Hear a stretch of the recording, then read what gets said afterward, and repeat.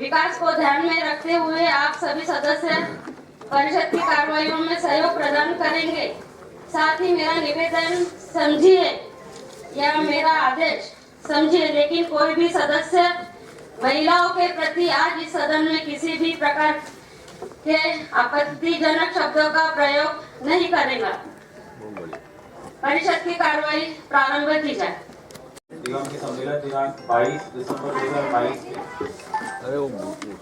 अपनी महिला के साथ बदतमीजी हुई है, उसका तत्काल कार्रवाई करे और ये बदतमीजी कोई भी महिलाएं बर्दाश्त नहीं करेगी, क्योंकि यहाँ पर सभी महिलाएं हैं, एक महापौर महिलाएं, अध्यक्ष महिलाएं और पार्षद बहुत सारी महिलाएं हैं। तो आपसे मेरा निवेदन है कि इसका तत्काल कार्रवाई करें।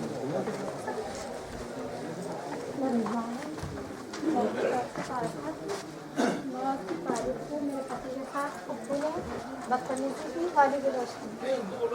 मैं चाहती हूँ कि बताए क्या हुआ था, पूरा सदन को मालूम होना चाहिए। सदन को मालूम होना हाँ, चाहिए। सदन को मालूम आप क्या होना बताइए।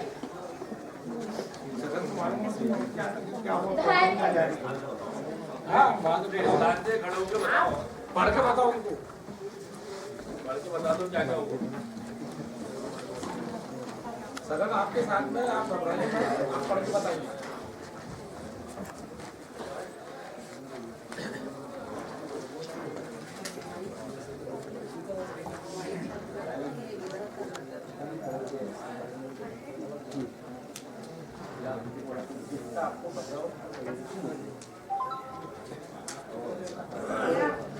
मेरा आपसे निवेदन है, मेरा आपसे निवेदन है कि नगर निगम वार्ड गांधी चौक से परिषद। सामान्य सदस्य आप खड़े होकर बात कीजिए।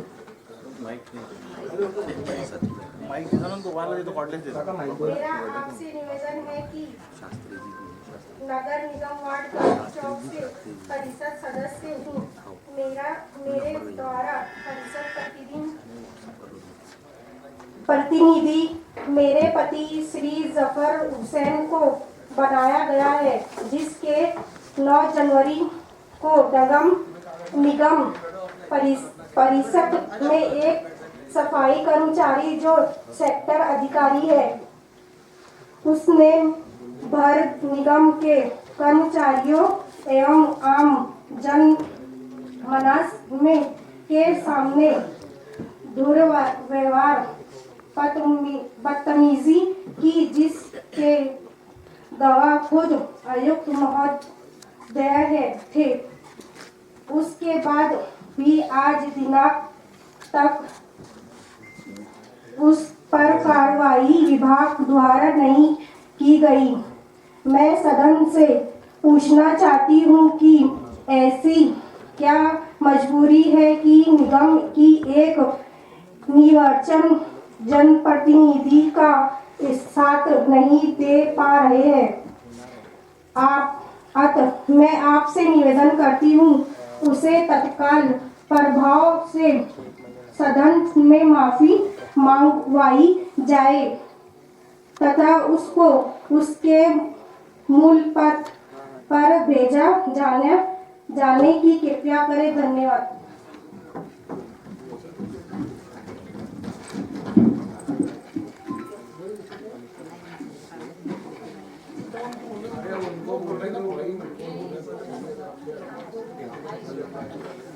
माननीय अध्यक्ष जी, कुछ दिन पूर्व ही अभी ये 9 तारीख की घटना है, जिसके ऊपर हमारे गांधी चौक के बीजेपी पार्षद के साथ में सफाई कर्मचारी ने अवहेलना की थी। आयुक्त महोदय से मैं पूछना चाहूंगा कि आपने आज तक के क्या कार्रवाई की हो। अध्यक्ष महोदय, ये गांधी चौक के माननीय पार्षद जी के प्रतिनिधि हैं, उनके साथ वहाँ के 3 वार्डों की सफाई प्रभारी है, उन्होंने कुछ दुर्व्यवहार किया था। जैसे ही पार्षद महोदय से इसकी जानकारी प्राप्त हुई, तत्काल उसको वहाँ से उस प्रभार से हटा के नाला गैंग में कर दिया गया है और उनके स्थान पे वहाँ पे दूसरे सफाई प्रभारी की नियुक्ति कर दी गई है। सभी माननीय सम्मानीय पार्षदगण का या किसी भी तरह से जो जनप्रतिनिधि हमारे हैं उनका सम्मान पूरी तरह से किया जाएगा और किसी भी कर्मचारी की इस तरह की हरकत पे सख्त अनुशासनात्मक कार्रवाई की जाएगी। मुझे भी सफाई कर्मचारी के बारे में कुछ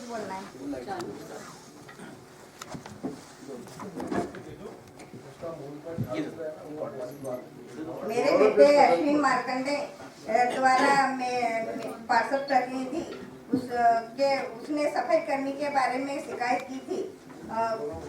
वो एक व्यक्ति बहुत छुट्टी मारता है और उसका वेतन रुक गया था, तो कालू जंगाले और उसने गलत तरीके से मेरे बेटे से नगर निगम में बात की है और बदतमीजी से बात की है और बोले तू पार्षद नहीं है, तेरी मम्मी पार्षद है, तुझे कुछ बोलने का अधिकार नहीं है। और बोले ये अधिकारी के पद पर नहीं है सफाई कर्मचारी, फिर भी उसको पद पे रखा गया है, उसको पद से हटाया जाए और ऐसे बदतमीजी से बात करने वाले पर तत्काल कार्रवाई की जाए।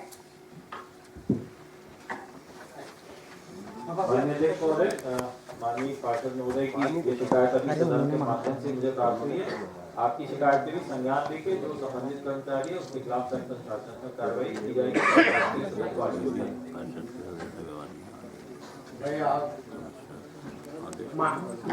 माननीय अध्यक्ष महोदय, सिलमपुरा वार्ड के भी जो पार्षद थे उनके साथ में वही कुछ अवहेलना की गई थी सफाई कर्मचारियों द्वारा।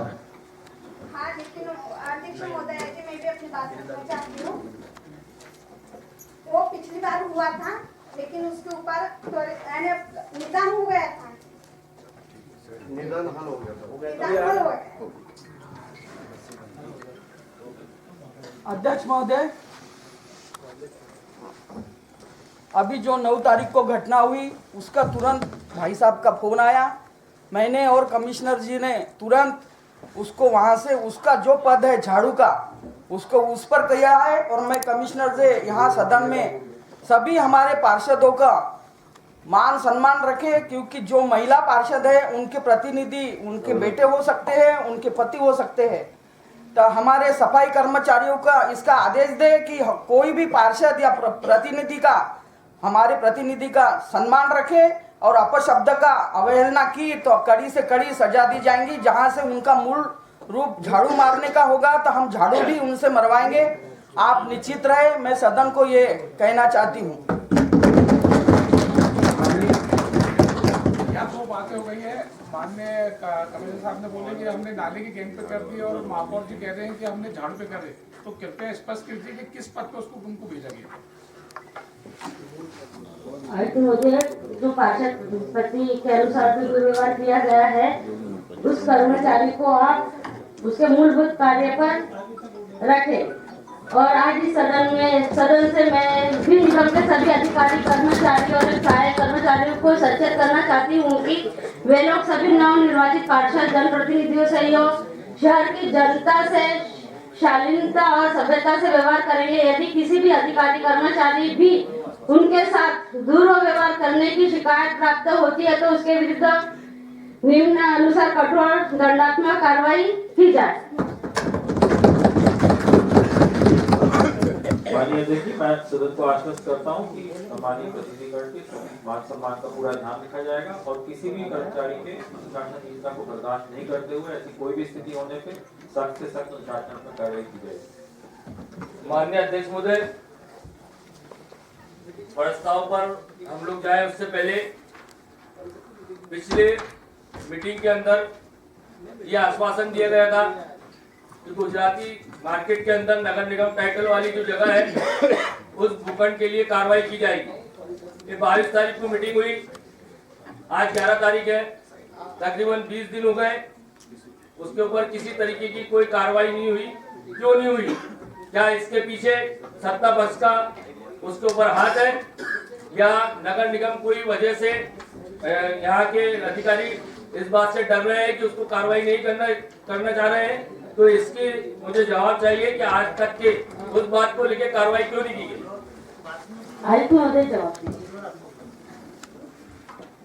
माननीय अध्यक्ष महोदय, दिनांक 22 दिसंबर को बैठक में जो प्रश्नकाल के दौरान जो विषय उठा था, निगम प्रशासन ने तत्काल इसका संज्ञान लिया और मौके का निरीक्षण कराए गए। वहाँ पर जैसा मैंने पहले भी कहा था, कोई आवंटन नहीं है। कुछ बच्चे और एक संस्था के अंतर्गत वहाँ पर खेलकूद का काम करते थे। उस संस्था को निर्देशित किया गया कि वो तत्काल अपना वहाँ से बोर्ड हटाएं। बच्चों ओपन लैंड पे जहाँ बच्चों के खेलने या कसरत करने की स्थिति है तो वो बच्चे कर रहे हैं। अब वो किसी भी संस्था के अधीन नहीं है। बच्चे उन्मुक्त रूप से आके अपनी गतिविधियाँ खेलकूद और स्वास्थ्य संबंधी वहाँ कर रहे हैं। कोई भी संस्था को वो किसी का बोर्ड या किसी के संस्था के एजेंस में वो काम नहीं हो रहा है, ये मैं यहाँ जानकारी दूंगा। आप आज की स्थिति में आप यहाँ से चल के देख सकते हैं, वहाँ पे जिस तरीके का निर्माण था उसी तरीके का निर्माण आज भी है। ये गलत बात है अध्यक्ष महोदय, उसमें से कोई भी अतिक्रमण किसी तरीके से हटाया नहीं गया, ना उसको लैंड को ओपन किया गया। आप लगे तो अभी किसी कर्मचारी अधिकारी को भेजकर वहां से उसके फोटो बुला सकते हैं, तो ये गलत जानकारी है। यहाँ माननीय अध्यक्ष जी, वहाँ पर किसी भी तरह का कोई निर्माण किसी ने नहीं किया है। जो अस्थायी तौर पे खेलकूद के उपकरण लगे हैं वो लगे हैं, डबल बार वगैरह, तो उनको हटाने का ऐसा कोई वो नहीं है, ना कि वो किसी संस्था के हैं। संस्था के अधीन जो एक वहाँ पे कार्य गतिविधि चल रही थी, तो वो संस्था की गतिविधियों को वहाँ से खत्म कर दिया, संस्था का बोर्ड आदि वहाँ से निकलवा दिया है। अब वो वहाँ पे बच्चे आके फ्रीली अपना जो भी स्वास्थ्य संबंधी गतिविधियाँ, तो वहाँ पे जो कोई स्थायी निर्माण नहीं है, ना ही कोई अस्थायी कोई व्यवस्था बनाई गई है। वहाँ पे जो उपकरण लगे हैं डबल बार वगैरह जो आपने जिस तरीके से बताया है, तो वो किन लोगों ने लगाया? माननीय अध्यक्ष महोदय, सदस्य खड़े होके बात ये माइक में बहुत गड़बड़ है, फिर इसमें आवाज नहीं आएंगे, ऐसे बोलूंगा। हेलो, माइक से भी अच्छी हो। ये ऊपर है ना, आ रही आवाज आ रही। माननीय अध्यक्ष, ये ना झुकना पड़ता है अध्यक्ष जी। हमें आवाज आ रही है, आप बोलते रहो, आवाज आती है अच्छी। माननीय अध्यक्ष महोदय, सम्मानीय सदस्य ने जो प्रश्न कहा था, हेलो,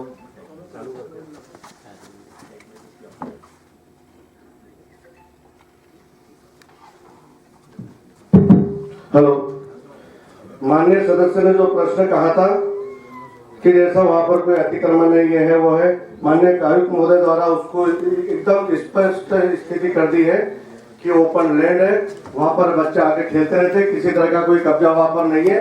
इसलिए इसमें सदन का कीमती समय बर्बाद के बगैर इसके ऊपर, माननीय अध्यक्ष महोदय मैं आपको बता दूं, हम लोग इकट्ठा हुए यहाँ पर, ये हम लोग हमारे ये जो विषय है इनको लेकर के शहर के में इकट्ठा हुए हैं, और माननीय आयुक्त महोदय ने जो जानकारी देना थी, वहाँ किसी तरह की कोई समिति का कोई संस्था का कोई कब्जा नहीं है, ओपन लैंड है, वहाँ पे बच्चे आके खेलते रहते हैं। जब जब आवश्यकता पड़ेगी नगर निगम को वहाँ पर कोई डेवलपमेंट करने की तो बिल्कुल करेंगे, लेकिन अपने ओपन लैंड है वहाँ पर, तो वहाँ पर जो बच्चे आके खेलते कूदते रहते हैं वो खेलेंगे कूदेंगे। इससे आगे कोई मैडम, माननीय अध्यक्ष महोदय, इससे अब सदन का शांत हो जाइए, एक एक करके बोलिए। माननीय अध्यक्ष महोदय, इसमें सदन का बिल्कुल कीमती समय जो है अभी जाया नहीं होना चाहिए। हम लोग जिस विषय को लेकर के इकट्ठा हुए उसी मुद्दों पर हम लोगों ने चर्चा करनी चाहिए शहर हित में। माननीय अध्यक्ष महोदय, वहाँ पे अभी कमिश्नर साहब ने बताया कि वहाँ पे कुछ उपकरण लगे हुए हैं। मैं फिर बता दूं कि वो उपकरण बच्चों के स्वास्थ्य संबंधी है, बिल्कुल लगाने के लिए बच्चों के स्वास्थ्य के लिए हमारे पास उद्यान है, बहुत सारे गार्डन है, वहाँ ये सब चीजें बच्चे वहाँ कर सकते हैं। जब भी नगर निगम वहाँ पे कोई डेवलपमेंट करेंगे, नहीं कर सकते, जब भी नगर निगम वहाँ पर कोई डेवलपमेंट करेंगे, प्रश्न को प्रोसीडिंग में किया जाए, इसकी समीक्षा अगली बैठक में की जाएगी। और माननीय अध्यक्ष जी, मैं आपसे आग्रह करूंगा कि हम लोग जिस एजेंडे को लेकर, जिस उद्देश्य को लेकर यहाँ इकट्ठा हुए, हम लोग उसी पे चर्चा करें, क्योंकि सदन का समय बहुत कीमती समय है। हम लोग उसके बाद में, सदन के बाद में भी इसके लिए हम लोग कुछ चर्चा करना चाहे तो करेंगे, लेकिन हमारे जो एजेंडे है उस पर चर्चा की जाए।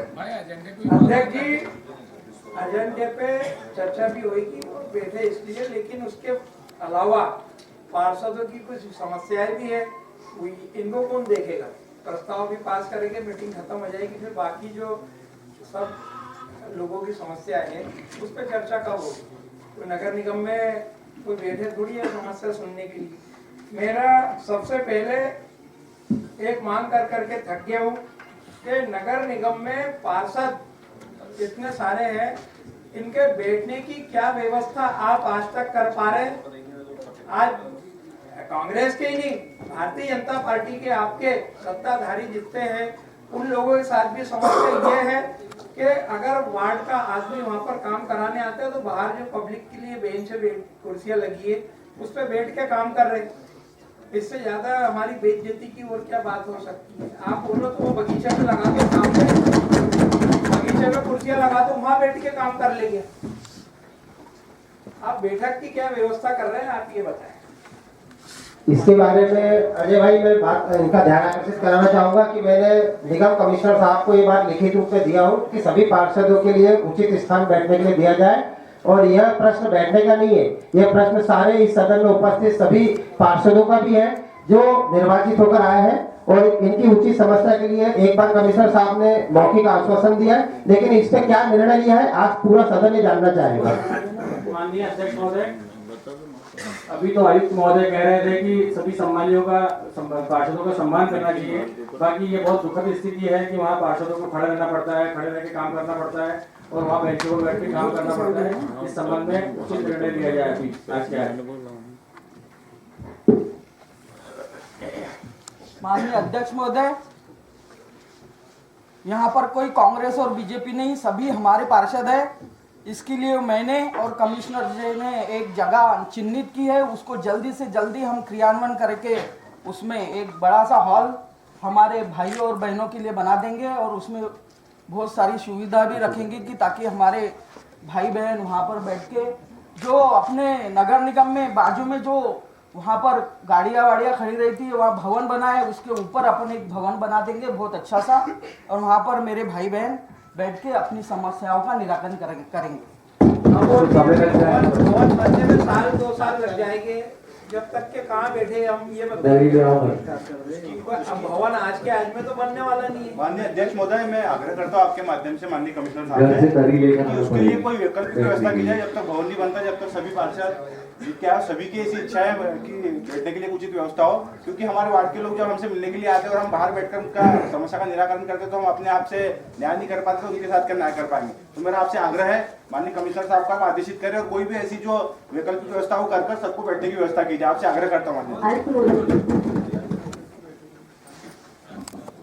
माननीय अध्यक्ष महोदय, माननीय महापौर जी ने अभी जो बात कही है उसको हम अगले 2 से 3 महीने में मार्च तक उसको क्रियान्वित करने की प्रयास करके वो एक हॉल सुसज्जित वहाँ पे सम्मानित पार्षदगण से बैठने की सारी यूटिलिटीज के साथ वो तैयार कर देंगे। तो मैं सदन को आश्वस्त कर रहा हूँ। माननीय अध्यक्ष महोदय, हमारे आयुक्त महोदय से निवेदन है कि वैकल्पिक के अंदर अगर आपके घर एमआईसी हॉल पड़ा हुआ है तो वो पार्षदों को बैठने के लिए व्यवस्था कर दिया जाए। 3 महीने के आप 6 महीने बाद में बनाइए ना पार्षद हॉल।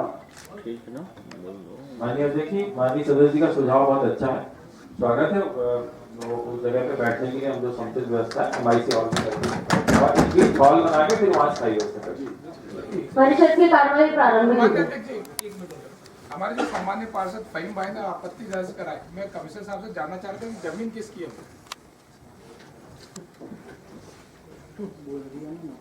माननीय अध्यक्ष जी, गुजराती समाज का जो ऑडिटोरियम वाली भूमि है वो नगर निगम। माननीय अध्यक्ष जी, मेरा सुझाव था कि अभी इसमें एक प्रस्ताव है, प्रस्ताव क्रमांक 7, हम शहर की इतनी प्रॉपर्टी बेच रहे तो उसको भी एक्वायर करके उसको सेल वाले उसमें प्रस्ताव में लिया जाए। ये जब हम 7 नंबर पे आएंगे, ये तो क्लियर हो गया कि नगर निगम की जमीन है, अधिकार नगर निगम का परिषद का है। तो जब प्रस्ताव क्रमांक 7 पे आएंगे इतनी प्रॉपर्टी बेच रहे, एक प्रॉपर्टी और से। धन्यवाद। मैं ध्यान आकर्षित कराना चाहूंगा सदन का कि ऐसी इकबाल चौक पे भी बहुत सारी जगह है जहाँ पर जिसके फोटो में कमिश्नर साहब को व्हाट्सएप करता हूँ, उन जगहों पे भी कार्रवाई की जाए। उन जगहों नहीं, अगर न्याय करना है तो सभी बराबरी से किया जाए। ऐसा नहीं है कि एक ही आप लोग पिछले एक ही जगह को लेकर पूरे सदन की कार्रवाई भंग कर रहे हैं बार बार। ये शोभनीय नहीं है, ये बिल्कुल भी शोभनीय नहीं है। आप एक ही विषय को लेकर बार बार पूरे सदन का समय खराब कर रहे हैं श्रीमान जी। अगर ऐसी जगह चिन्हित करने की बात है तो इकबाल चौक में भी अभी अपन 7 नंबर पे आएंगे। हाँ, अभी 7 नंबर पे आएंगे तो बात करेंगे। और इकबाल चौक में भी अभी 3 सेट लगाकर महोदय वहाँ पर कम से कम 4 दुकानें निकाली जा सकती है जो बेस्ट की जगह है और कम से कम 80 लाख की जगह है। वो 80 लाख की जगह है। वो भी नगर निगम की प्रॉपर्टी माननीय महोदय, वो भी नगर निगम की प्रॉपर्टी है, उसकी भी बात की जाए। आप लोग एक ही चीज को लेकर बार बार सदन का समय खराब न करें। प्रॉपर्टी की बात कर रहे हैं जो शहर में प्रॉपर्टी है, हमको कोई आपत्ति नहीं है। आप सारी चलो ठीक है भाई, मैं अपन लिस्ट बना देंगे। माननीय अध्यक्ष महोदय, मैं कुछ कहना चाहता हूँ 1 मिनट का मेरा काम बात है। प्रश्न- माननीय अध्यक्ष जी, अब मेरा आपके माननीय अध्यक्ष जी, पिछली बार भी सदन की कार्रवाई इसी में खत्म हो गई थी। मेरा निवेदन है इसको रोका जाए। वो ज्यादा माननीय अध्यक्ष जी, माननीय अध्यक्ष जी, आप विषय पर आए बिल्कुल। इसके लिए 1 मिनट की माननीय अध्यक्ष जी, 1 मिनट का प्रश्न है। उसके बाद आप बिल्कुल भरपूर समय चाहिए आप लोगों को। पिछली बार भरपूर समय आप ही के द्वारा दिया गया। चलो अध्यक्ष महोदय, मेरा प्रश्न है। धन्यवाद अध्यक्ष जी। जब परिषद चालू हो जाएगी तब तक ये बात रह जाएगी। उसके अंदर क्या है, मेरा पिछले समय में प्रश्न पिछली पूरी परिषद समस्याओं से घिरी हुई सदस्यों की ये परिषद में भी अगर हम समस्या गिनाएंगे सदस्यों की तो प्रस्ताव तक नहीं पहुंच पाएंगे। निगम के प्रस्ताव की कार्रवाई 22 दिसंबर में एजेंडा के आइटम नंबर 4 प्रस्ताव क्रमांक 3 तक चर्चा हो चुकी थी और उन पे जो भी निर्णय हो चुके हैं। आज की बैठक में जो एजेंडा का आइटम नंबर 5 है, प्रस्ताव क्रमांक 4 सर 4 पे हुई नहीं थी, 4 पे हुआ नहीं है, 4 ही तो पड़ रहा है। 4 पर ही आ रहा है। लाडली लक्ष्मी पथ लालबाग रोड स्थित चौराहे पर श्री सरदार वल्लभ भाई पटेल जी की प्रतिमा, कमल टॉकी चौराहे पर श्री पंडित दीनदयाल उपाध्याय जी की प्रतिमा एवं लालबाग सागर टावर के पास श्री डॉक्टर भीमराव अंबेडकर जी की प्रतिमा स्थापना के लिए नगर निगम के वार्षिक बजट 2022-23 में अनुमानित लागत 80 लाख रुपए का बजट प्रावधान हेतु मेयर एंड काउंसिल द्वारा की गई अनुशंसा अनुसार स्वीकृति के संबंध में निर्णय निगम के सम्मेलन में लिया जाना है। इस संबंध में जो संक्षेपिका प्रेषित की गई थी प्रस्तावों के साथ, उसमें पूरा विवरण दर्ज है। इन प्रतिमाओं के में डॉक्टर भीमराव अंबेडकर जी की प्रतिमा और श्री सरदार वल्लभ भाई पटेल जी की प्रतिमा के लिए टेंडर हो चुके थे, लेकिन पूरी प्रक्रिया में बजट प्रावधान नहीं होने के कारण हमें बजट में पूरक प्रावधान के लिए ये विषय परिषद के समक्ष लाना पड़ा है और परिषद की पूरक प्रावधान बजट में किए जाने की स्वीकृति अपेक्षित है। अध्यक्ष अनुमति प्रस्ताव क्रमांक 4 के लिए। प्रस्ताव क्रमांक 4 में जो MIC का प्रपोजल है, इस प्रपोजल में जो 80 लाख रुपए की लागत है, इस पर भी हमको कोई आपत्ति नहीं है। और जो चारों प्रतिमाएं इसमें दी गई है, हमको इस पर भी आपत्ति नहीं है। न सरदार वल्लभ भाई पटेल की प्रतिमा लगाने से कोई आपत्ति है, न दीनदयाल उपाध्याय जी की प्रतिमा लगाने से कोई आपत्ति है, न आदरणीय डॉक्टर भीमराव अंबेडकर जी की प्रतिमा से हमको कोई आपत्ति है। इन प्रतिमाओं को लगाने से हमको किसी प्रकार की कोई आपत्ति नहीं है, ना इसके अंदर जो मद दी जा रही है उससे भी हमको कोई आपत्ति नहीं है। इसमें कुछ जगहें ऐसी जो जानबूझकर MIC के सदस्यों ने इंडिकेट की है, उन जगहों से आपत्ति है। कौन सी जगह? हमको डॉक्टर भीमराव जी अंबेडकर की प्रतिमा की कोई जगह से और उससे कोई हमको आपत्ति नहीं है। यहाँ पर कमल टाकी चौराहा जो दीनदयाल उपाध्याय जी की प्रतिमा लगाई है, हमको प्रतिमा लगाने से आपत्ति नहीं है, लेकिन स्थान इन्होंने गलत चुना है। एक दूसरा, सरदार वल्लभ भाई पटेल जी की प्रतिमा सिंधी बस्ती चौराहे पे दिया है, हमको प्रतिमा लगाने से कोई आपत्ति नहीं है, हमको आपत्ति उस स्थान से। इसके 2 कारण मैं बताना चाहूंगा जिसके कारण हमको आपत्ति है। एक्चुअली इन्होंने MIC ने आज प्रस्ताव ये आना था कि ये प्रतिमाएं लगाना है तो जगह यहाँ परिषद में डिसाइड हो जाती, लेकिन इन्होंने जगहों का स्थान जानबूझकर ऐसा चुना जो विवाद की स्थिति उत्पन्न कर दे। शायद आपके संज्ञान में नहीं है ये प्रस्ताव जो है दीनदयाल उपाध्याय जी की प्रतिमा का, जो डॉक्टर फिरोजा अली जो मेयर साहब थे उनके टाइम से ही ये प्रस्तावित है। कोई प्रस्ताव नहीं आया ऐसा। एक मिनट, माननीय अध्यक्ष जी इसमें बोलना उचित है। या तो आप इंडिकेट करिए, आप निर्देश करिए कि ऐसा बीच में नहीं बोले। एक उनकी बात पूरी हो जाएगी, फिर आप अपनी बात करिए। अन्यथा मीटिंग के अंदर कोई बोल नहीं पाएगा, क्योंकि सदन में मेरे से ज्यादा कोई बोल नहीं सकता और मेरे से ज्यादा तो मेरा निवेदन ये है कि सदन की गरिमा बनाए रखने के लिए बीच में ना बोले। मैं इस प्रस्ताव में 2 चीजें जुड़वाना चाहता हूँ और मेरा तर्क अगर सही लगे तो बराबर उसको आप लोग स्वीकार करें। एक कमल टाकी चौराहे पर पिछले 30-35 सालों से राजीव गांधी जी का फोटो लगाकर वहां पर राजीव जी की हम कांग्रेस के लोग वहां सारी वो चीजें मनाते हैं, जन्मदिन और उनकी पुण्यतिथि या उनसे जुड़े हुए जितने भी हम लोग कार्यक्रम करते हैं। हमारे देश की लिए उन्होंने क्या किया क्या नहीं किया आज इस मीटिंग के अंदर मैं बोलना नहीं चाहूंगा, लेकिन अगर कोई ये कहता है कि अगर इस स्थान पर हम दीनदयाल जी उपाध्याय की प्रतिमा लगाना चाहते हैं तो राजीव गांधी जी की प्रतिमा क्यों नहीं? राजीव गांधी जी को आप दीनदयाल जी को महापुरुष मानते हैं, देश मानता है, हम भी मानने से इनकार नहीं करते, लेकिन कोई भी महापुरुष उसी लिए माना जाता है जो देश की जनता के लिए, देश के लिए कुछ ऐसे कार्य करता है जो आज तक याद रखे जाते हैं, इसीलिए महापुरुष कहलाते हैं। राजीव गांधी जी ने भी इस देश के लिए हरित क्रांति, जो हमारे भारत के लिए हमको हरित क्रांति के रूप में उन्होंने एक आंदोलन चलाया, वो हमको दिया। कंप्यूटर भारत देश के लिए हमारे राजीव जी की देन रही और हम कांग्रेसियों के लिए वो एक ऐसा सम्मान का स्थान है कि हम राजीव जी को भी आदर्श पुरुषों में और महापुरुषों में गिनते हैं। उन्होंने देश के लिए बलिदान भी दिया है, आतंकवाद से लड़ते लड़ते उन्होंने अपने प्राणों की आहुति दिया है। हम कांग्रेसी भी उनको महापुरुष की कैटेगरी में मानते हैं। और अगर 30-35 सालों से कमल चौराहे पे राजीव जी की वहां आज भी फोटो लगी हुई है तो वहां पर इनका काम था कि कल जाके कोई विवाद की स्थिति ना बने तो दीनदयाल उपाध्याय जी की प्रतिमा किसी और स्थान पे लगाए जाना का प्रस्ताव आना था और वहां राजीव गांधी जी का प्रस्ताव आना चाहिए था। इसलिए मेरा निवेदन ये है कि इन चीजों पर विचार करके और उसमें ये जोड़ा जाए कि कमल टाकी चौराहे पर आदरणीय राजीव गांधी जी की जो है प्रतिमा लगाई जाने की इस प्रस्ताव के अंदर वो की जाए और आदरणीय सरदार दीनदयाल जी उपाध्याय के लिए कई अन्यत्र स्थान चुना जाए।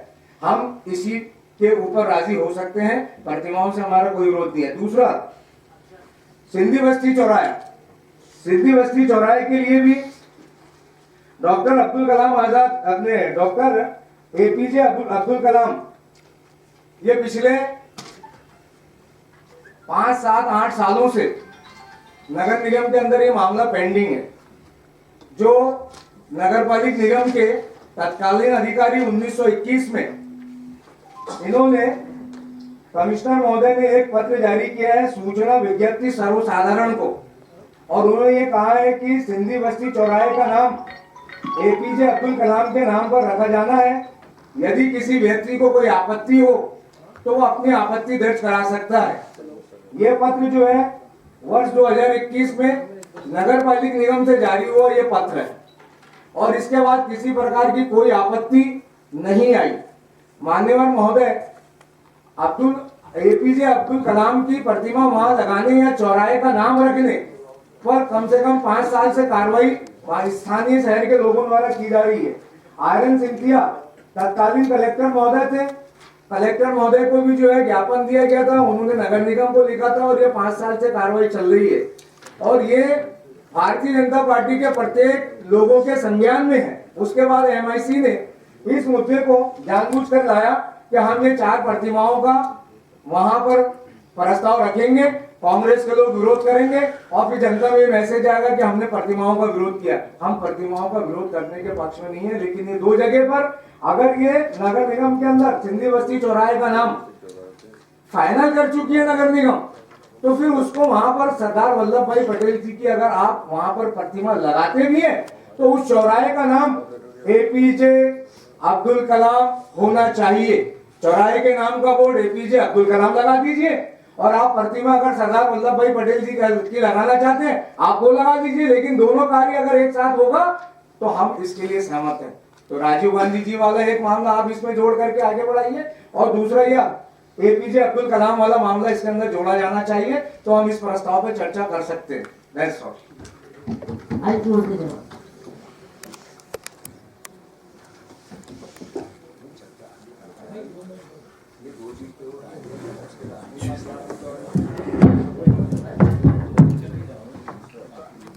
माननीय अध्यक्ष जी,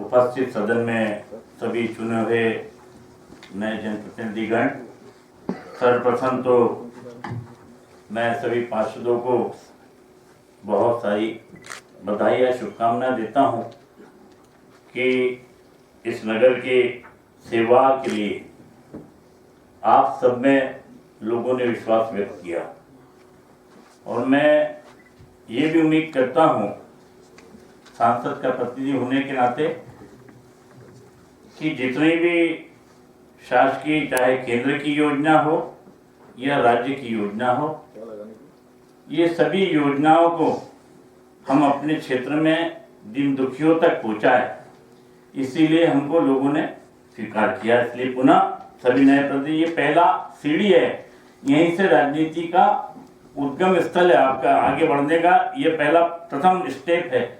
इसलिए मैं आपके भविष्य की भी कामना करता हूं कि सब आप पार्षद के बाद भी आगे बढ़ते रहे, ऐसे ईश्वर से कामना करता हूं।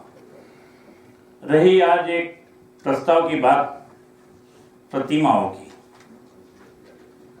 MIC या सदन में विगत में भी हम आपको रहा, बाद में मेरी धर्मपत्नी भी रही, भोसले जी भी रहे, पुनः ये है, लेकिन इस शहर में कभी मैंने राजनीतिक दृष्टि से कभी नहीं किया होगा। इस नगर का व्यक्ति ये नहीं बोल सकता कि ये कांग्रेस बीजेपी इसमें विश्वास भी नहीं रखते हैं। जहां दीनदयाल जी, सरदार जी, वकील साहब ने बहुत अच्छी बातें रखी। पहले तो आज की जो विषय है वो विषय ये है कि बजट में पार्षद जी हमारे शिवाजी नगर से, इन पार्षद जी का बार बार फोन भी आया, पत्र भी आया कि बाबा साहब अम्बेडकर की प्रतिमा यहाँ लगाई जाए।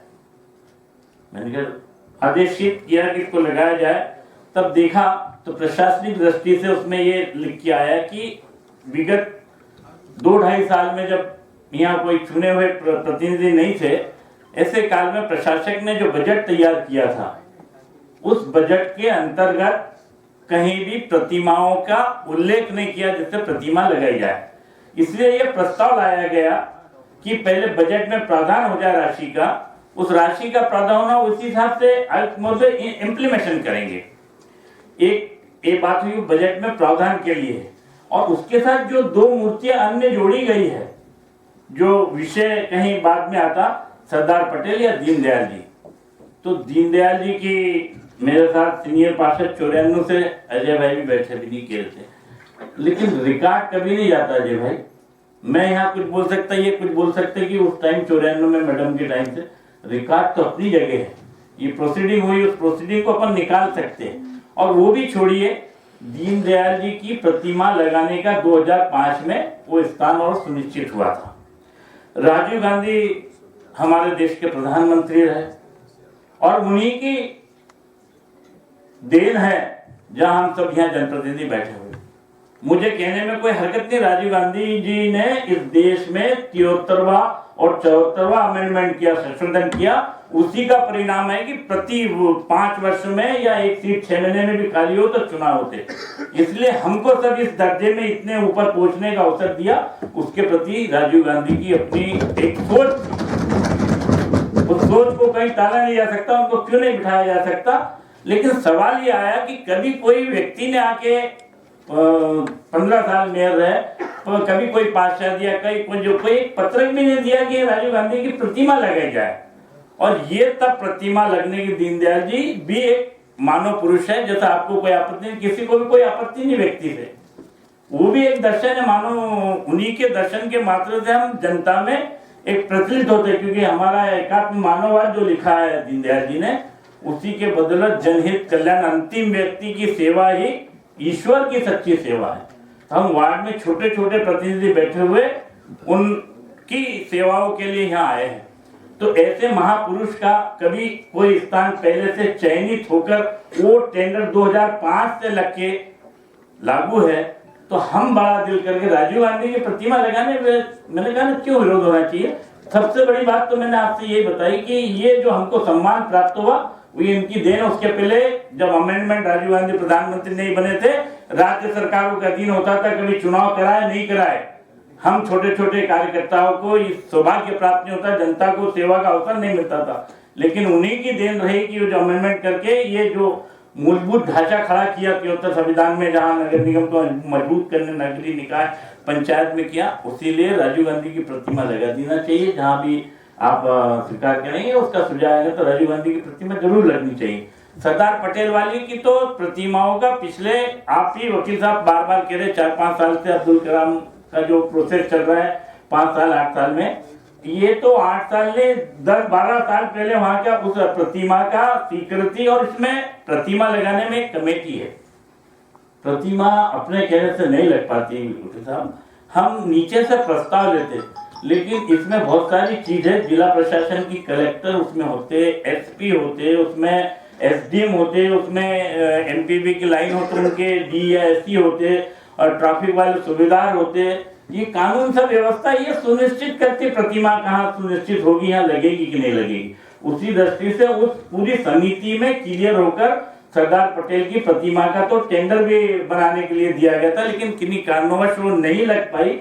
इसलिए जब बाबा साहब की पार्षद जी ने मांग की तो ये हुआ कि किसी साथ परिषद अन्याय नहीं कर दे, इसलिए बाबा साहब की प्रतिमा के साथ भी ये दोनों प्रतिमाओं में बजट में उल्लेख किया। और राजीव गांधी की प्रतिमा लगाने के लिए मैं सभी पार्षदों से भी अवगत कराऊंगा, सब इस बात से सहमत हो कि राजीव गांधी की प्रतिमा लगनी चाहिए। तो आप जहाँ बताएंगे वहाँ जरूर उसको लगाएंगे। कमेंटाई की बात बल्कि ये सुना है आपकी भावनाओं का कदर करें, हमने कोई राजनीति नहीं करने में आए, कभी नहीं किए होंगे, इसलिए ही करें।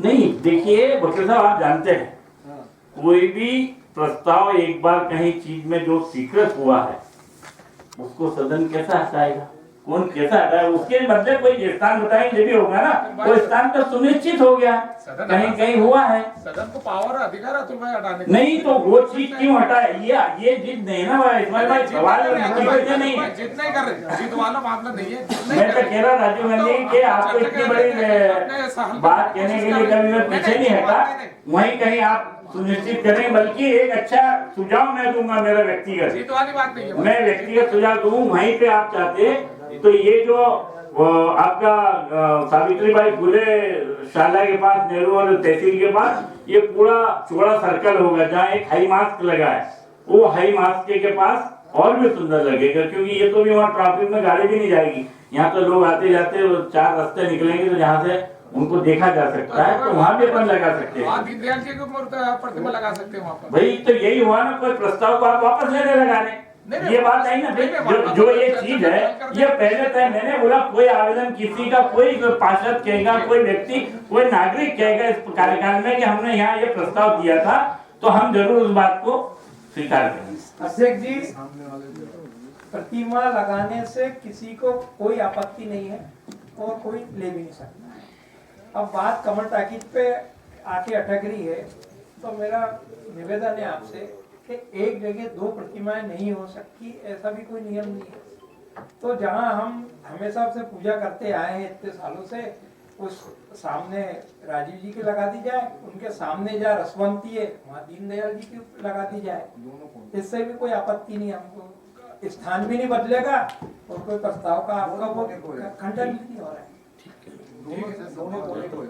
प्रस्ताव सुझाव कोई दिक्कत नहीं है, कहीं भी उनमें ले लेंगे राजीव गांधी के यहाँ से वहाँ, वो कुछ डिस्टेंस रहता, ठीक है। अध्यक्ष जी, मेरा 2 निवेदन है। एक तो मैं जानना चाहता हूँ कि विगत 28 वर्षों में कभी किसी ने राजीव गांधी की प्रतिमा लगाने के लिए प्रस्ताव रखा या नहीं। दूसरा, पूर्व महापौरों के प्रतिमा लगाने को भी हमने कई बार प्रस्ताव दिया है, उसको भी मूर्त रूप दिया जाए, मेरा निवेदन है। स्वर्गीय महेंद्र सिंह जी, स्वर्गीय प्रहलाद राव जी वैद्य और हमारे जनाब हारून सेठ साहब, उनके क्या बुद्ध नहीं लगा सकते, तो मैं चाहता हूँ कि नगर निगम में एक प्याव उनके नाम से लगाया जाए जो सुचारू रूप से चले। मतलब ऐसा नहीं कि सिर्फ लगा के हम औपचारिकता पूरी कर दे, उससे लोगों को पानी मिले, और ये हम करें। विधायक जी की प्रतिनिधि का बहुत सही सुझाव है। ये प्रस्ताव भी पिछले कार्यकाल में लिए गए हैं कि जो कार्यालय भवन है, जो महापौर रहे हैं, उनकी प्रतिमा उन नगर निगम कार्यालय में स्थापित करना, ऐसा प्रस्ताव पारित हुआ है। चाहे अब उसके बाद जिनकी स्वर्गवास हो जाएगा उसके बाद, पर चूंकि उसमें थोड़ी सी किंतु परंतु पिछली बार लगने में रुकावट या सोच में रहा कि मुस्लिम समुदाय में, जैसे हमारे पूर्व महापौर आदरणीय श्रद्धेय हारून सेठ भी रहे, लेकिन प्रतिमाएं इनके धर्म के हिसाब से नहीं लग पाती, इसलिए मैं थोड़ा रुक गया था। नहीं तो वेद साहब और ठाकुर महेंद्र सिंह इनकी तो होनी चाहिए। और मैं आज इस सदन से इस बात का भी खेद व्यक्त करूंगा, पिछली मीटिंग में मैं कुछ बोला नहीं था और दुख तो मुझे भी हुआ था। हमारे एक सदस्य द्वारा वो दिवंगत आत्मा जिसने इस शहर को बहुत कुछ दे के गए हैं, आदरणीय हारून सेठ के बारे में जो स्वर्गवासी हो जाते उसके बारे में टिप्पणी नहीं करना चाहिए। और उन्होंने तो उस टाइम सदन चलाया है, चाहे डॉक्टर फिरोज अली, मैंने कहा ना मैं राजनीति नहीं करता, जो सच्चाई है उसको स्वीकार करने में रहता हूं। मैं 94 में भी पार्षद था, 99 में भी पार्षद था। उन्होंने जिस कठिनाइयों के हालत में नगर को जो भी अपने से बना, जितना उस शहर की सेवा करने में वो कहीं पीछे नहीं रहे। लेकिन जाने के बाद किसी के प्रति अभी तो हमें बहुत सारी सरकार की योजनाएं हैं, जो मैंने कहा संविधान संशोधन हुआ, बहुत सारा फंड हमको सरकारों से मिलने लगा और इस स्थिति से हम सदन को चलाने लगे। लेकिन उस सदन का दिन भी हम पार्षद होते थे तो छोटे छोटे, इसलिए मैं पार्षदों को कहना चाहूँ, नए मेरे 2 सीनियर पार्षद है, बाकी तो नए पार्षद है। मैं इस वार्ड से पार्षद भी होता था इंदिरा कॉलोनी में 94 और 99 में। यहाँ बहुत समस्याएं भी होती थी वो अपनी जगह, लेकिन मूलभूत आवश्यकताओं की भी हम पूर्ति नहीं कर पाते थे। सदन में बहुत आक्रोशित होना पड़ता था, लड़ना पड़ता था, लेकिन उसमें से रास्ता करे क्या? परिवार का जो मुखिया बनता उसको सबको लेके चलना पड़ता। और नगर का तो वैसे भी महापौर एक मुखिया के रूप में, पिता के रूप में जाना जाता है। उन्होंने भी इसलिए उस सदन को बहुत सुचारू रूप से और बहुत अच्छे से उस स्थिति से आकलन करके चलाया था। इसके लिए उस दिन जो जिस तरीके से कोई शब्दों को किसी को ठेस लगी होगी तो इसलिए मैं सदन से अपनी ओर से माफी मांगता हूँ। व्यक्ति हमारे बीच चले गए लेकिन उनकी सेवाएं बहुत रही। अध्यक्ष जी, मरहूम हारून सेठ के नाम पे मैंने जो प्रस्ताव दिया क्या कर सकते हैं वो बताएंगे। मैंने कहा प्रतिमा लगाने का सदन में उनके नहीं लगाना, उनके स्थान पे उनके नाम से प्याऊ संचालित किया जाए नगर निगम में सुचारू रूप से, मतलब नियमित। खत्री जी, इसमें अपने महेंद्र सिंह जी की प्रतिमा का नगर निगम के अंदर ही था, सामने बगीचा बन रहा है वहाँ भी लगा सकते। और वेद साहब जो थे उनके लिए किला रोड पर एक अच्छी जगह है अपने पास में, किला रोड पर सब अतिक्रमण हो रहा है तो वहाँ बगीचा भी बन के और उनकी प्रतिमा उसी वार्ड में लगा सकते। हम सहमत है इससे। माननीय अध्यक्ष, मेरा एक सुझाव है कि अपना देश महिला प्रधान देश है और यहाँ 24 पार्षद महिला है, आप भी महिला हो, महापौर जी भी महिला है, नेता प्रतिपक्ष भी महिला है, इसलिए बस स्टैंड क्षेत्र में इंदिरा गांधी जी की मूर्ति भी लगाई जाए।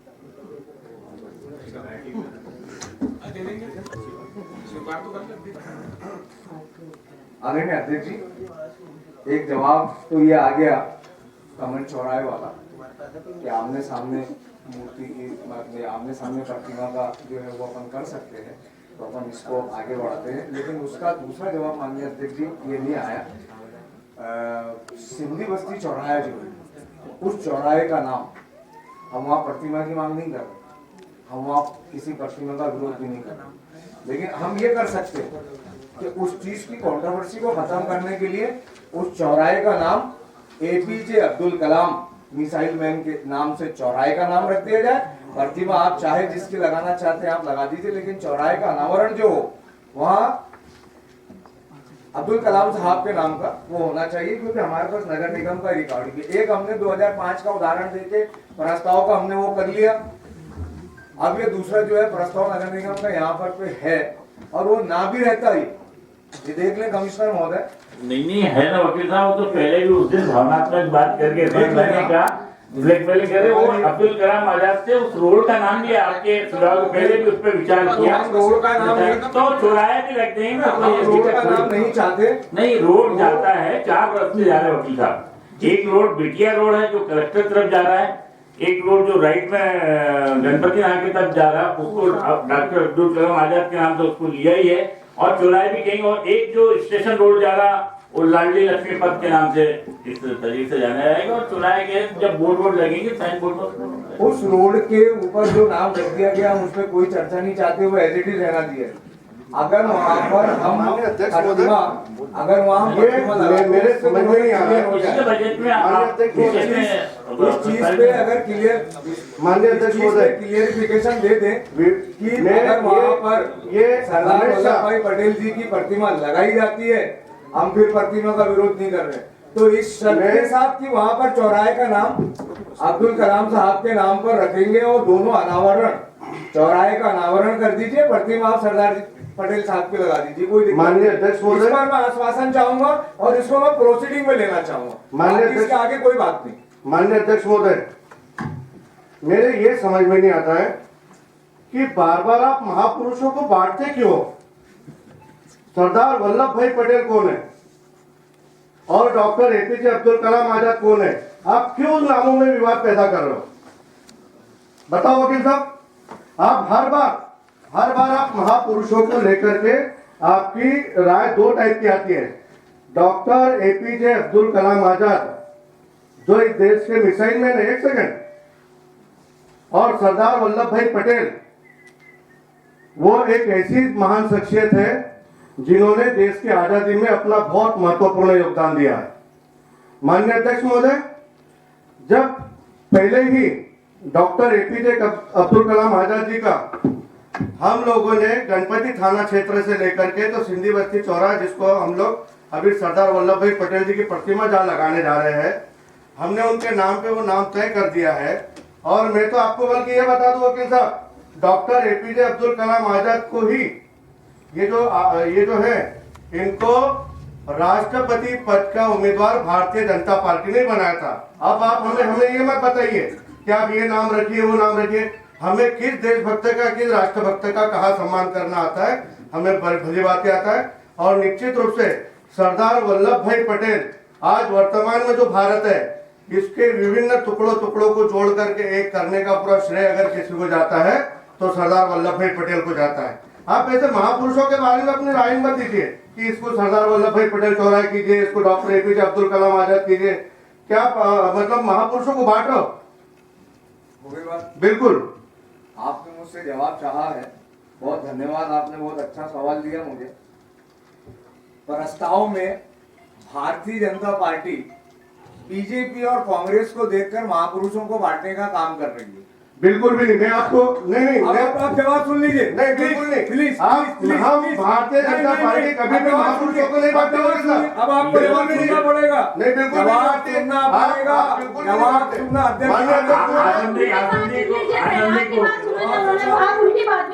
अध्यक्ष जी, मेरा कहना है, मैं बहुत गरिमा के साथ सदन को चलाना चाहता हूं। अगर मैं आपकी गलत दिल फरेब बातें, झूठा इतिहास बर्दाश्त करके सुन रहा हूं तो इसका मतलब ये नहीं कि मैं बीच में बोल नहीं सकता, लेकिन मैं सदन की गरिमा बनाए रखना चाहता हूं। हम भी सदन की गरिमा बनाए रखना आपने बीच में फिर आपने बीच में बोले, मैं बोल रहा हूँ ना 5 बजे तक एक भी भारतीय जनता पार्टी का चाहे एमआईसी का मेंबर हो या पार्षद हो, अगर मैं उसको विखंडित करना चाहूँ, अध्यक्ष जी, मैं गलत बात की मैं एक आपसे मेरा निवेदन सवाल है,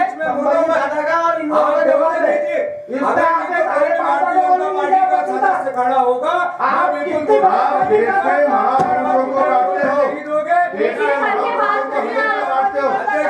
अगर ये हमारे से जवाब लेने के बजाय बीच में बोलेंगे तो मैं चाहूंगा कि आप आदेशित करिए, फिर एक बीच में बोलने लगे। नहीं, आप उनकी बात सुन लीजिए। सामान्य सदस्य आपसे सवाल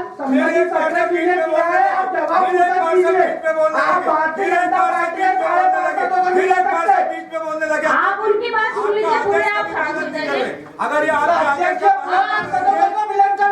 आपके आदेश का पालन नहीं करेंगे तो हम कोई सदस्य की बात कैसे करेंगे? होगा, आपको सुनना होगा। अगर आप नहीं सुनेंगे हम भी नहीं सुनेंगे, हम भी नहीं सुनेंगे। बोलिए आप बोलिए, कब तक बोलना चाहते? बोलिए, हम बोलेंगे। आपने जवाब तलब किया, हम बोलेंगे। आप नहीं रोक सकते, आप रोक नहीं सकते। हम भारतीय जनता पार्टी का नाम लेके संबोधित भी कर सकते हैं। आप हमको कोई कानून के दायरे में प्रतिबंधित नहीं कर सकते। आप सत्ता पक्ष में बैठे हो, नहीं तो आप ही मैं बताऊं ना, आप महापुरुषों को हमेशा बांटते हो, हमेशा बांटते हो, आप जवाब सुनिए। आप हमेशा महापुरुषों को बांटते हो। आपने आरोप लगाया महापुरुषों को बांटने का, आपको जवाब सुनने की ताकत रखना पड़ेगी। तो हम आपका जवाब सुनने को राजी है, लेकिन उसका मतलब नहीं है कि आप परिषद की नहीं है। ताकत नहीं है तो सवाल मत कीजिए। अगर आपने ताकत दी है जवाब सुनने की तो आप सवाल करना, आपका जवाब देने की सुनना पड़ेगा। आपने सवाल किया आपको सुनना पड़ेगा, आपको सुनना पड़ेगा। अगर अध्यक्ष ये खामोश नहीं होंगे तो सदन में नहीं चलेगा। अगर ये शांत नहीं होंगे, जवाब नहीं सुनेंगे, इनको सुनना पड़ेगा। बैठ जाओ, इनको सुनना पड़ेगा मेरा जवाब। हम सुनने को राजी है, सुनने को बैठे हैं। देखिए अगर ये बार-बार करेंगे तो मेरा निवेदन है आप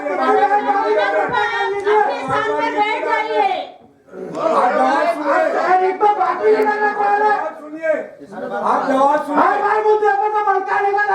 आपके 3 बार आदेश देने के बाद भी ये सदस्य पालन नहीं कर रहे हैं। मैं चाहूंगा कि आप चौथी बार निर्देश दे दीजिए।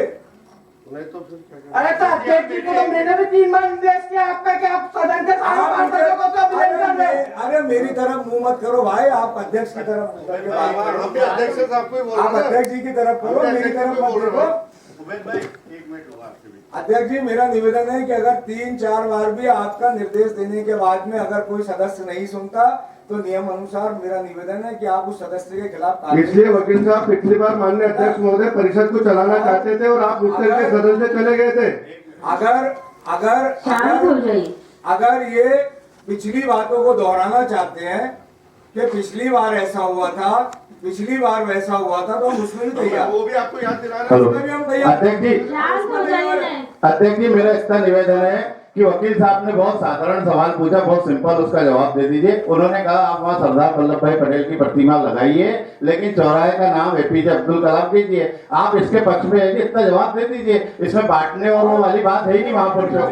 इसका जवाब तो मैं दूंगा अध्यक्ष जी, क्योंकि सवाल रोका नहीं गया। पूरा आरोप उन्होंने हम पर लगाया कि महापुरुषों को बांटने का काम हम कर रहे हैं। अगर ये सवाल पर आदरणीय सभापति महोदय उनको रोक देते तो शायद जवाब नहीं। उन्होंने नाम लेके बोला कि वकील साहब आप जवाब दीजिए, तो क्या मुझे जवाब देने का अधिकार नहीं देंगे अध्यक्ष जी?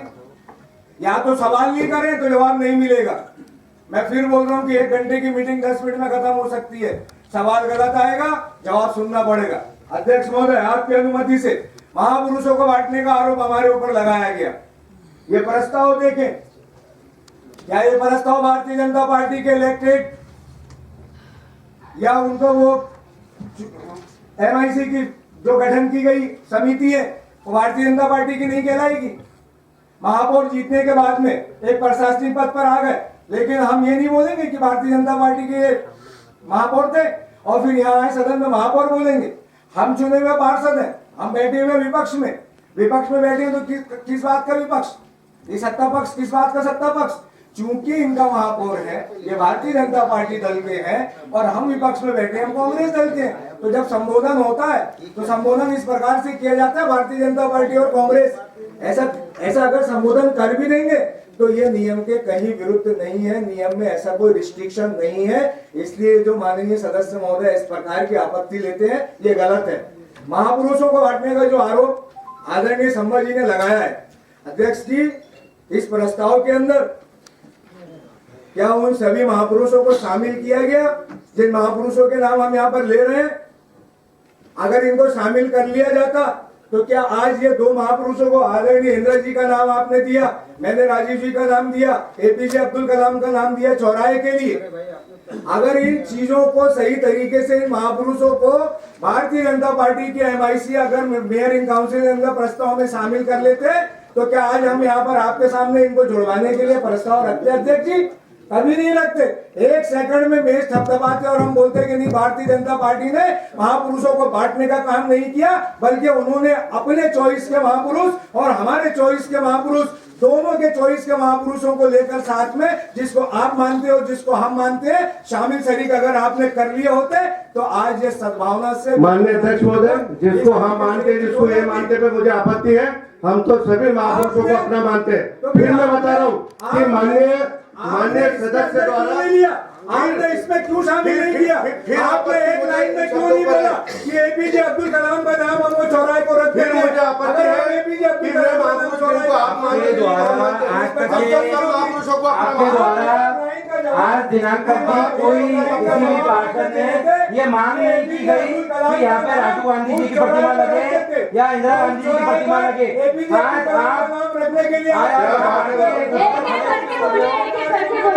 आज आप यहाँ आके खड़े होकर इंदिरा गांधी जी की प्रतिमा लग जाए तो ये कोई ऐसा क्यों चौराहे का नाम है? माननीय अध्यक्ष महोदय अभी वकील साहब ने बोला था पटेल जी के जिन महापुरुषों को आप मानते हैं, जिन महापुरुषों को मैं इस बात पे आपत्ति देता हूँ। महापुरुष तो इसके हमारे महापुरुष हम सबके हैं। वकील साहब से ये प्रश्न करना चाहता हूँ कि आज तक के भी किसी भी पार्षद ने ये मांग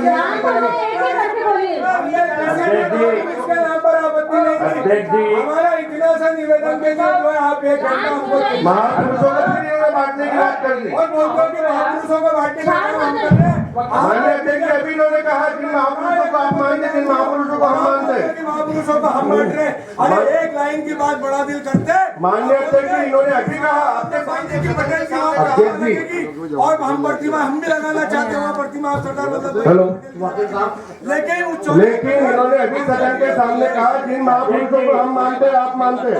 अजय भाई अभी सदन के सामने कहा वकील साहब ने, अजय भाई आप पूरा सदन साक्षी है कि वकील साहब ने कहा जिन महापुरुषों को हम मानते हैं, जिन महापुरुषों को नहीं, आपने फिर महापुरुषों को बांटा वकील साहब, आपने पुनः फिर महापुरुषों को बांटने का काम किया है। मेरा निवेदन है वकील साहब महापुरुषों को बांटने महापुरुषों को फिर आपने बांटा आपके कथन में, अभी कथन के सामने आपने बोला वकील साहब बिल्कुल, अरे नहीं बोला ना, इसमें अभी बोला।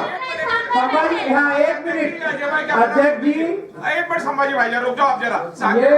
ये बात सही है कि महापुरुषों को बांटा नहीं और चॉइस के आधार पर नहीं बांटा जा सकता। महापुरुष केवल महापुरुष होते, उनका कोई पार्टी से लेन देन नहीं होता है। और जब वो महापुरुष बने उनको पार्टियों के बारे में मालूम भी नहीं था, तो वो केवल यहाँ पर एक संक्षिप्त सा सवाल है और इतना समय फालतू व्यर्थ खराब हो रहा है। वकील साहब का कहना है कि चौराहे का नाम ये रखना है और मूर्ति इनकी रखना, एक लाइन की बात है, हाँ और नहीं बोले और आगे चलो। ये बहस करके क्या मतलब आ रहा है? ठीक है अजय भाई बढ़िया।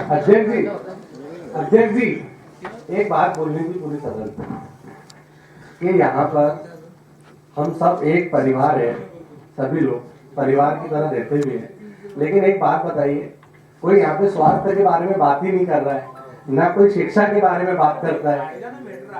अरे क्या मैटर आएगा, मतलब पूरे 5 घंटे से निकलते आपस में लड़ने के, कोई स्वास्थ्य के बारे में बात नहीं कर रहा है, कोई सफाई के बारे में बात नहीं कर रहा है, वार्ड के बारे में कोई बात करता नहीं है, महिलाएं बैठे रहती है।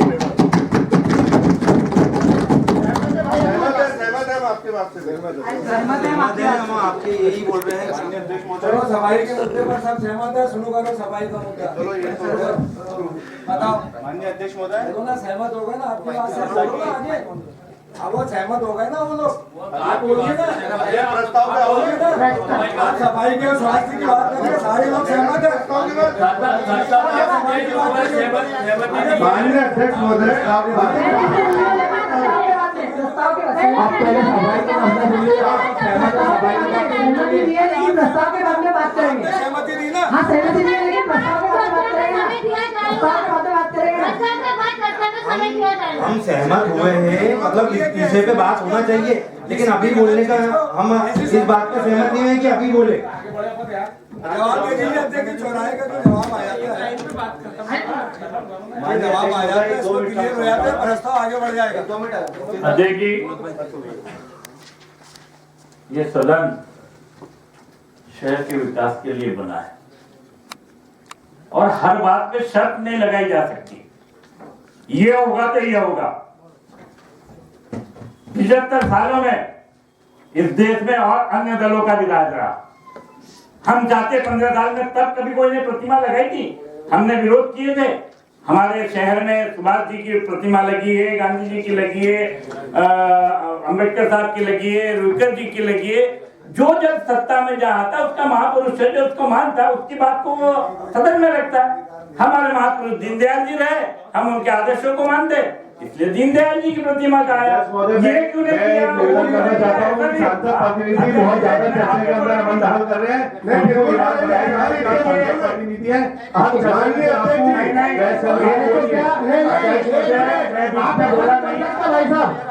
ऐसा नहीं बोल सकते। ठीक है खड़े होके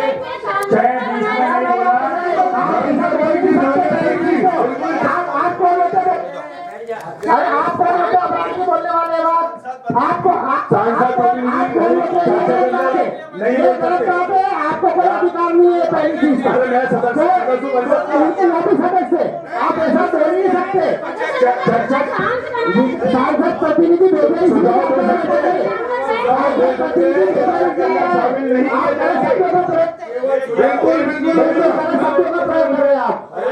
सदस्य आपकी होगी कैसे बोल रहे हो? विधायक प्रतिनिधि सांसद प्रतिनिधि चर्चा में शामिल नहीं किया जाएगा। हर बात के अंदर सांसद प्रतिनिधि अपने विषय अपने से 4 इंच में जुड़े हुए विषय पर चर्चा कर सकते हैं और बिल्कुल अधिकार नहीं है। तो विधायक प्रतिनिधि और सांसद प्रतिनिधि काहे के लिए आए यहाँ पर? सुझाव दे सकते हैं, चर्चा में भाग नहीं ले सकते। सुझाव दे सकते। शहर हित में सारी दुनिया हो सकते।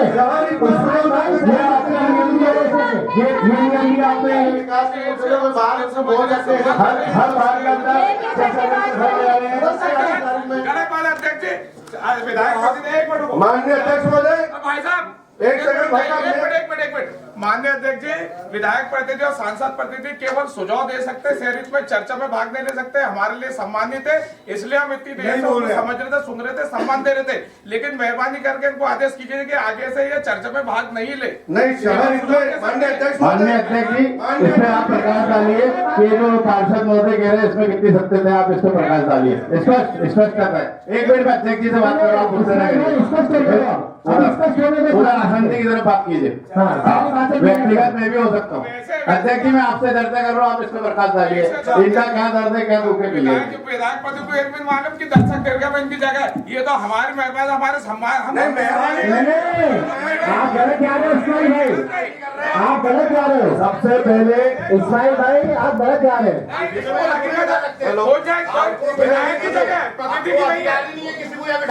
बिल्कुल बिल्कुल तो नियम ही नहीं है ना।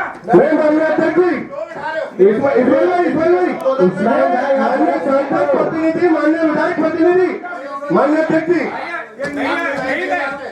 माननीय अध्यक्ष जी ये तो आपस में कर रहे हैं, इनके तो क्या कर सकते हैं? अध्यक्ष जी आपके निमंत्रण पर सांसद प्रतिनिधि और विधायक प्रतिनिधि बैठक पे आते हैं, किसी के एहसानो कर्म से नहीं आते, ठीक है? और ये कोई अपने व्यक्तिगत न करे, नहीं तो बात बहुत दूर तक जाएगी। बिल्कुल। और आप आपस में चर्चा मत करो, इस बार में आसानी से करो। अध्यक्ष जी चर्चा मेरी बात सुनिए भाई, आप सुझाव दीजिए, आपका सुझाव आमंत्रित है, आपको सम्मान है, बिल्कुल सुझाव दीजिए। अध्यक्ष जी विधायक प्रतिनिधि या सांसद प्रतिनिधि, ये इसलिए सदन के एक्ट में इसका उल्लेख है कि सांसद को आमंत्रित मीटिंग में किया जाएगा, क्योंकि केंद्र की बहुत सारी योजनाएं इस नगर निगम द्वारा भी हम जनमानस तक पहुंचाते हैं।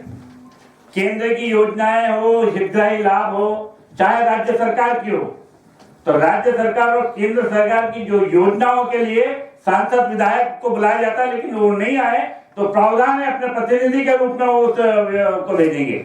सुझाव सभी को सुझाव देना है और सुझाव में ही तो बहस होगी। कहाँ से ऐसा हो गया कि बहस में भाग नहीं लेंगे? सुझाव देना ही तो बात है।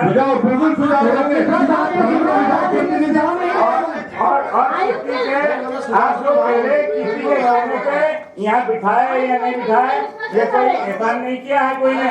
यहाँ सरकार की यहाँ बोले कि हम आपको बैठने दे रहे, अरे हमें ससम्मान बुलाया जाता तो बैठते, किसी के रहमो करम से नहीं बैठ रहे। अरे 15,000 रुपए आवास केंद्र सरकार की ये पार्षदों के खाते में गए, वार्डों में गए, अन्य कोई उसमें समस्या आएगी तो उसका निदान निकालेंगे हम। सांसद जी से चर्चा उन्होंने यहाँ भेजा है कि देखे सरकार की योजना सब तक मिलना चाहिए, हर व्यक्ति के मिलने, इस तरीके से ये दुर्भावना मन में बनाकर कोई आप इसको स्पष्ट करिए। नहीं होना चाहिए। ये सदन में सीनियर लोग भी है, जय भाई जैसे, इस्माइल भाई जैसे, जिन्होंने पहले भी सदन देखा, और ये पहली बात नहीं हुआ कि अध्यक्ष के बाजू में विधायक या सांसद प्रतिनिधि को बिठाया। इसके पहले भी जब भी अन्य विधायकों के जो प्रतिनिधि रहे, सांसद के प्रतिनिधि रहे, उनको बाजू में बिठाने का काम ये सदन से कहीं कहीं पूर्व से परंपरा रही है। ये परंपरा डालने वाले भी हम हैं। ये सदन के आसंदिक जो सुनिश्चित हो रही, ये भी पहले आपके कार्यकाल में पुराने सदस्य बताएं। कभी मैं राजनीति बार बार बोल रहा था, मैं राजनीति नहीं करना चाहता, लेकिन राजनीति की बात आई तो इसलिए इस बात को क्लियर करना चाहिए। क्या कर रहे हैं? अध्यक्ष महोदय, एक मिनट मेरी बात हो जाए। तो परंपरा रही पहले भी, जब भी सांसद विधायक, पहले तो ये हुआ करता था कि महापौर और अध्यक्ष बाजू में बैठते थे, अध्यक्ष का पद भी नहीं हुआ करता था। तब भी सत्यनारायण भाई हो या बाद में लक्ष्मण, लेकिन हमने कहा नहीं, आसंदी का सम्मान होना चाहिए। और आसंदी का जितना सम्मान हम करते सदन को, जितनी गरिमा, तो शायद आपको बुरा लगेगा, लेकिन पिछली बार आसंदी से उठने के पहले हम सदस्य चले गए। ये व्यवस्था है क्या? महापौर है, हम उस आसंदी का नमस्कार है। जिसका जो पद है, जिसकी जो गरिमा, उस गरिमा को तो बनाए रखना पड़ेगा। तो किसी के रहमो करम से बैठने नहीं आए, ये तो एक्ट में प्रावधान, जैसा आपको चुनकर भेजा है, आप पार्षद के रूप में, सांसद जी को भी लोगों ने चुना है और उसकी योजना आपके लाभ देगा। वो सांसद जी या विधायक जी कहेंगे आपके नगर निगम में आपके पार्षदों को अन्य योजनाओं में लाभ में सहयोग तो प्राप्त होगा। इसलिए दिल बड़ा रखे, अच्छी सोच रखे, अच्छे सोच से सदन चलाएं, जरूर चलेगा। माननीय अध्यक्ष जी, हम कोई दुर्भावना से बात नहीं कर रहे, हम तो नियम से बात कर रहे हैं। यहाँ पे सांसद जो है खुद सम्मान्य खुद अगर उपस्थित रहते तो ठीक है, वो बात कर सकते हैं, लेकिन पद्धति नहीं है, ऐसा नियम है। शायद अतुल भाई दोबारा बात नहीं इस्माइल भाई, इसमें उपनेता प्रतिपक्ष कोई पद है? बातों पूरी होना है भाई। नहीं, उपनेता प्रतिपक्ष कोई पद है क्या? एक मिनट में बात करना तो फिर पूरी बराबरी से करो ना। क्यों वहाँ पर बात नहीं करेंगे? बीच में बोलने का तुमने ठेका लेकर रखो क्या? नहीं, सारा ठेका तो नहीं, आपके गलत चीजों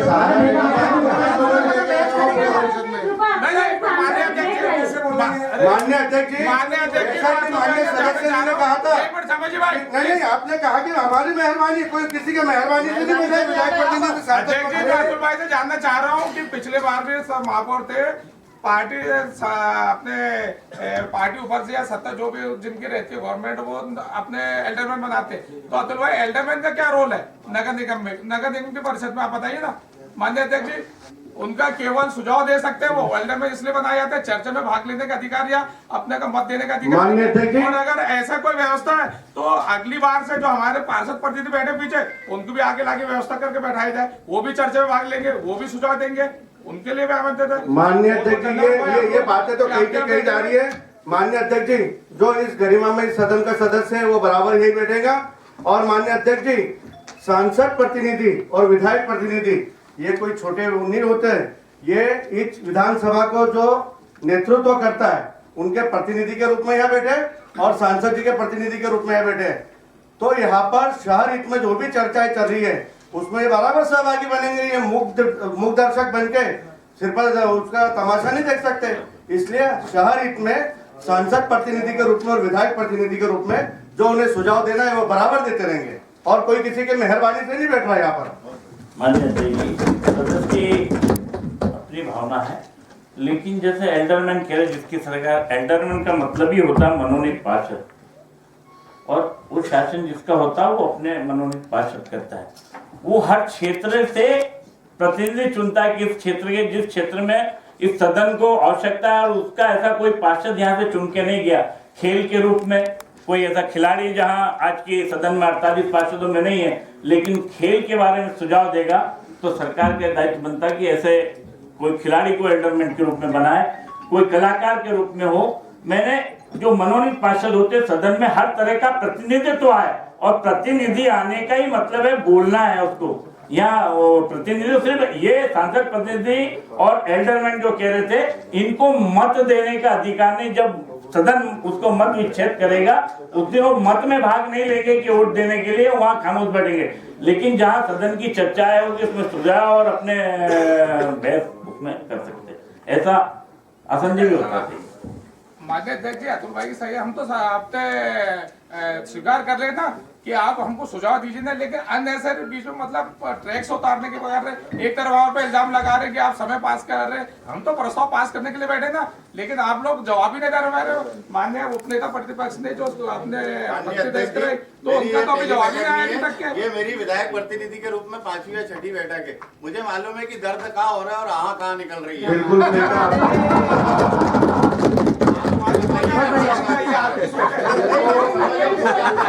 माननीय अध्यक्ष महोदय,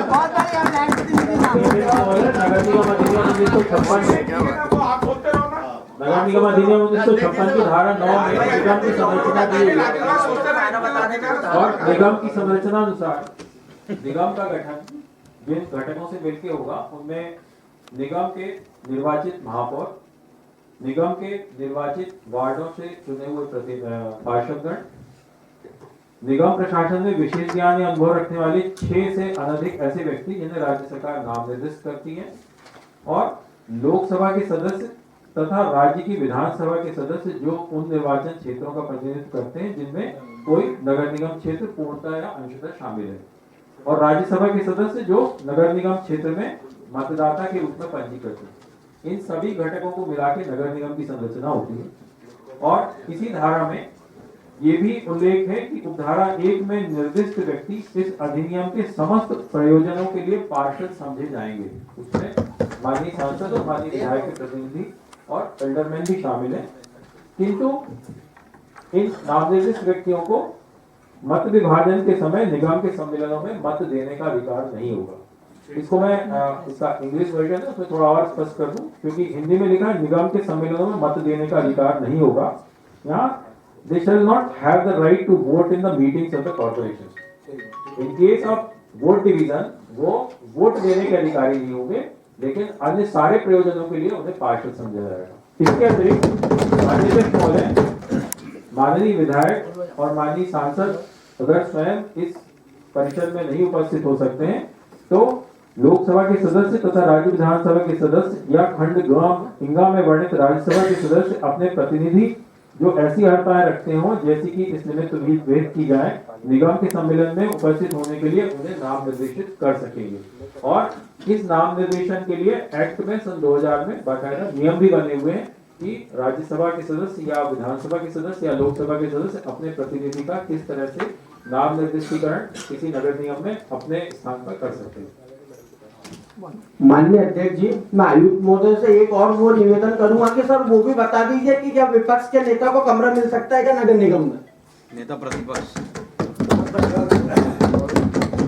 वो प्रश्न अभी तक के अधूरा है, जिसके लिए आधा घंटा पौन घंटा एक छोटे से प्रश्न के लिए बहस नहीं। अभी वाला प्रश्न नहीं, अब माननीय आयुक्त महोदय से जैसा है अगर आंसर और विधायक के लिए भी अब ये वाला प्रश्न है, अब ये वाला नेता प्रतिपक्ष की बात की जाए। नहीं अब वही बात की जाए। अब ये आप जैसा बोले ना ऐसा नहीं, ऐसा तो अब हम भी ऐसा सवाल है उमेश भाई, आप वो भी उल्लेख अभी हेंटून यहाँ बता दीजिए। माननीय कमिश्नर महोदय से निवेदन है सभी लोगों को हम ये नियम जानना चाहेंगे। माननीय कमिश्नर महोदय से चाहेंगे नियम बताए प्लीज। भाई कौन मना कर रहा है, किसने मना करा, कोई मना कर रहे क्या? उस टाइम पास मत करना।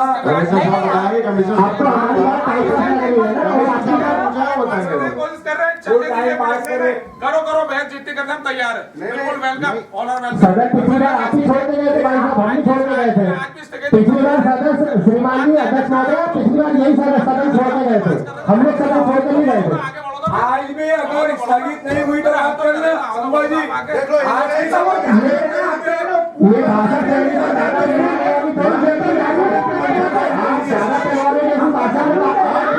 आप वकील का लोग ज्यादा करवानी ज्यादा बता रहे हैं यहाँ पर। अध्यक्ष महोदय ऐसा प्रतीत हो रहा है कि नेता उपप्रतिपक्ष माननीय अध्यक्ष महोदय, वो खत्म कर विपक्ष बिल्कुल तय करके आया है ये आज भी सदन को स्थगित करेंगे। माननीय सदस्य ने अभी भी कहा, माननीय सदस्य ने अभी भी कहा कि आज भी ये सवाल ये भाषा शैली ये भाषा शैली उचित नहीं है सदन में, ये आपकी भाषा शैली उचित है श्रीमान जी। आज भी सभा आप भी स्थगित करो। नहीं आपने कहा आज भी बिल्कुल गलत है। आपने बोला माननीय अध्यक्ष जी एक बैठक में तो उस समय आपने पूरे सदन के विपक्ष के शासन निकल गए। आपने बोला एक छोटा सा सवाल, उसका एक लाइन का जवाब, और आज 3 घंटे लगा रहे हो, 3 घंटे आप प्रस्ताव पारित करवाना चाहते। आप खुद जो है सदन के अंदर बोलने वाला कोई है नहीं। हमने एक सेकंड माननीय अध्यक्ष जी, हर प्रस्ताव पे जिन्हें पास किया जा रहा है सर हर प्रस्ताव पे हर प्रस्ताव पे आपकी शर्त आ रही है। ऐसा नहीं ऐसा करो हर प्रस्ताव पे सर हमने तो कभी ऐसा शासन नहीं देखा। आपके मन में बिल्कुल नहीं, आपके मन में दुर्भाव है, आपके मन में दुर्भाव है। माननीय अध्यक्ष जी, हर बार हर प्रस्ताव पे सर हर प्रस्ताव पे सर ये कोई शारीरिक विकास करना चाहते हैं क्या विपक्ष आपकी बैठक भी स्थगित करना चाहता है, ये उन्होंने मंशा जाहिर कर दी। माननीय अध्यक्ष महोदय सही बोल रहा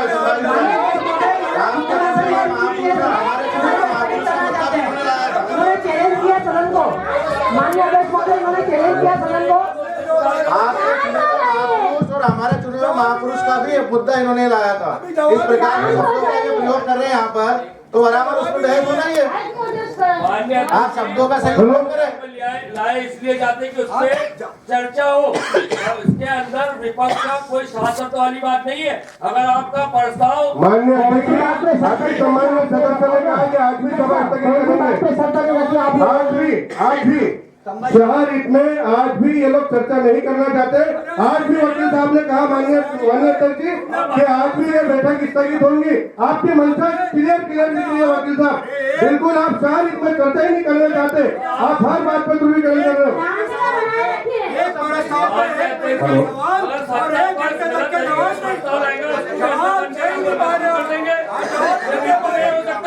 ये क्या है, एक मिनट का प्रस्ताव पे 1 मिनट का सवाल था, 1 मिनट में जवाब आके खत्म हो जाता। 1 घंटा लगा दिया सत्ता पक्ष ने जवाब। माननीय अध्यक्ष जी, मैं तो पहले विपक्ष के नेता से पूछना चाहता हूँ, वो जो जितने चीजें बोल रहे हैं इन्होंने क्या नगर निगम में आज तक के प्रस्ताव रखे हैं, आवेदन मिला हुआ है, ये प्रस्ताव के ऊपर अड़ीबाजी कर रहे हैं। नहीं दिया आप बताओ आपके पास, अगर आपने जितनी शर्तें रखी है, जितने रखा है, क्या कोई आवेदन है जो कभी आपने निगम या कमिश्नर साहब या महापौर को दिया है? बताए ना, बताइए उमेश भाई। मैं अध्यक्ष महोदय से जानना चाहूंगा कि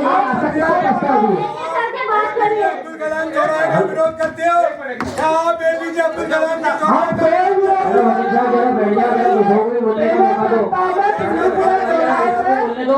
अरे वकील साहब मेरे को बोलो भाई, पहले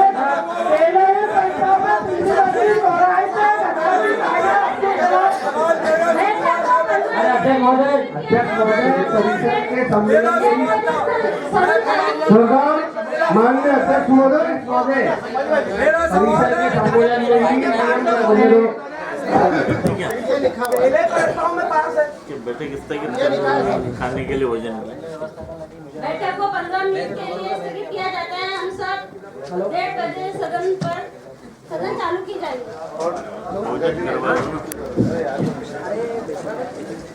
1:30 बजे चालू